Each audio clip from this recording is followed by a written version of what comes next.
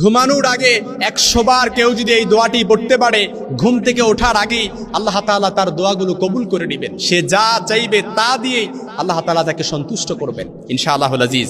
আপনি আল্লাহ তাআলার কাছে চাইলেন আল্লাহ ঋণ থেকে মুক্তি দান করেন, উস্তুজিব কবুল হয়ে যাবে। আপনি চাইলেন আল্লাহ তাআলার কাছে আল্লাহ পেরেশানি দূর করে দেন, উস্তুজিব কবুল হয়ে যাবে। আপনি আল্লাহ তাআলার কাছে চাইলেন আল্লাহ মামলা মোকদ্দমায় জড়িয়ে আছি, মুস্তাজাবুদ দাওয়ার মতো আল্লাহ তাআলা তার দোয়াটা কবুল করে নিন। সুবহানাল্লাহ বিহামদি। কেউ যদি ঘুম থেকে অর্থাৎ ঘুমানোর আগে কেউ যদি 100 বার এই দোয়াটি পড়তে পারে, ঘুম থেকে ওঠার আগে তার দোয়াটা কবুল হয়ে যাবে।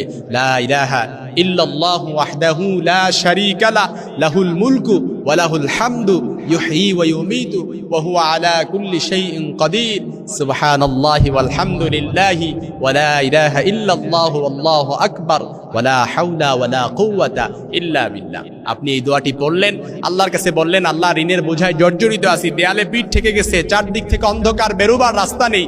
স্বয়ং আল্লাহ রাসূল সাল্লাল্লাহু আলাইহি সাল্লাম বলেন অন্ধকারাচ্ছন্ন অন্ধকার থেকে আল্লাহ তাআলা বেরোবার রাস্তা বের করে দিবেন শুধুমাত্র এই দোয়াটি পড়ার বরকতে। সুবহানাল্লাহ বিহামদি।